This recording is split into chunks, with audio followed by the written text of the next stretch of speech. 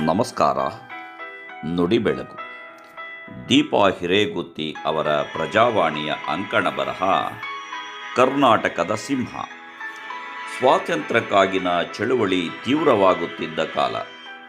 ಗಂಗಾಧರರಾವ್ ಎಂಬ ತರುಣ ಆಗ ತಾನೇ ಪುಣೆಯಲ್ಲಿ BA LLB ಪಾಸು ಮಾಡಿದ್ದ. ಸ್ವತಃ ವಕೀಲರಾಗಿದ್ದ ಆತನ ತಂದೆಗೋ ಮಗ ಇಡೀ ಬೆಳಗಾವಿಗೆ ದೊಡ್ಡ ವಕೀಲನಾಗುತ್ತಾನೆಂಬ ಆಸೆ. ಆದರೆ ಗಂಗಾಧರನಿಗೆ ದೇಶ ಸೇವೆಯ ಸೆಳೆತ. ಆತ ಲೋಕಮಾನ್ಯ ಬಾಲಗಂಗಾಧರ ತಿಲಕರ ಅನುಯಾಯಿಯಾಗಿದ್ದ. ಸ್ವಾತಂತ್ರ್ಯ ಹೋರಾಟದಲ್ಲಿ ಸಕ್ರಿಯವಾಗಿ ಭಾಗವಹಿಸುತ್ತಿದ್ದ.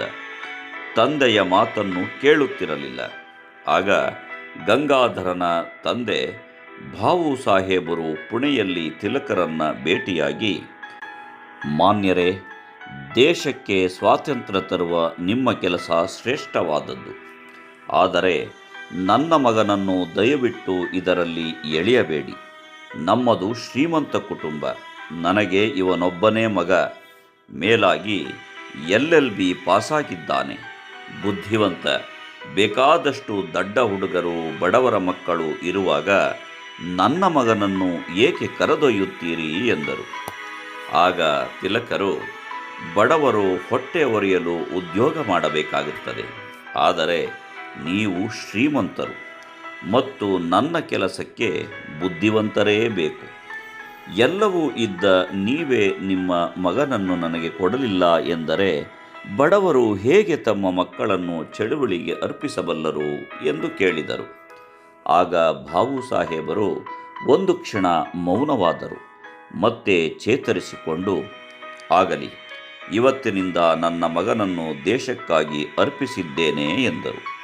ಹೀಗೆ ತಂದೆಯಿಂದ ದೇಶಕ್ಕಾಗಿ ಸಮರ್ಪಿಸಲ್ಪಟ್ಟ ಯುವಕನೇ ಗಂಗಾಧರರಾವ್ ದೇಶಪಾಂಡೆ. ತಮ್ಮ ಅಸಾಧಾರಣ ಧೈರ್ಯ, ನಾಯಕತ್ವ ಗುಣಗಳಿಂದ ಕರ್ನಾಟಕ ಸಿಂಹ ಎಂದೇ ಹೆಸರಾದ ಕೆಚ್ಚೆದೆಯ ಕಲಿಯವರು. ಗಂಗಾಧರರ ಭಾಷಣ ಹೇಗಿರುತ್ತಿತ್ತು ಎಂದರೆ, ಭಾಷಣ ಕೇಳುತ್ತಿದ್ದಾಗಲೇ ಸಭೆಯಲ್ಲಿ ಇದ್ದ ಜನರು ತಮ್ಮ ಹಣ, ಬಂಗಾರದ ಒಡವೆಗಳನ್ನು ಸ್ವಯಂ ಸೇವಕರಿಗೆ ಕೊಟ್ಟು ಬಿಡುತ್ತಿದ್ದರು. ಅಸ್ಪೃಶ್ಯತಾ ನಿವಾರಣೆಯಲ್ಲಿ ಸಕ್ರಿಯ ಪಾತ್ರ ವಹಿಸಿದರು. ಖಾದಿ ಧಾರಿಯಾಗಿ ಹುದುಲಿಯಲ್ಲಿ ಖಾದಿ ಕೇಂದ್ರ ಸ್ಥಾಪಿಸಿ ಕರ್ನಾಟಕದ ಖಾದಿ ಭಗೀರಥ ಎನಿಸಿಕೊಂಡರು.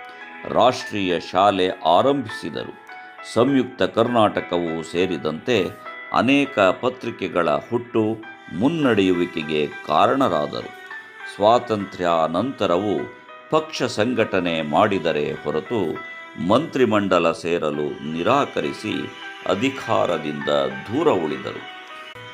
ವಕೀಲಿ ವೃತ್ತಿ ನಡೆಸಿ ಕೈತುಂಬ ಹಣ ಸಂಪಾದಿಸುತ್ತಾ ಸಿರಿವಂತ ಕುಟುಂಬದ ಆಸ್ತಿ, ಅಧಿಕಾರವನ್ನು ಅನುಭವಿಸುವುದರ ಬದಲು ತಮ್ಮೆಲ್ಲ ವೈಯಕ್ತಿಕ ಆಸೆ, ಆಕಾಂಕ್ಷೆಗಳನ್ನು ಮೂಲೆಗೆ ತಳ್ಳಿ ಭಾರತದ ಸ್ವಾತಂತ್ರ್ಯ, ಭಾರತೀಯರ ಏಳಿಗೆ ಇವೆರಡನ್ನೇ ಧ್ಯಾನಿಸುತ್ತಾ ಹಗಲಿರುಳು ದುಡಿದ ಇಂತಹ ಮಹಾನ್ ನಾಯಕರನ್ನು ಆಗಾಗ ನೆನಪಿಸಿಕೊಳ್ಳದಿದ್ದರೆ ನಮ್ಮಂತಹ ಕೃತಜ್ಞರು ಮತ್ಯಾರೂ ಇಲ್ಲ.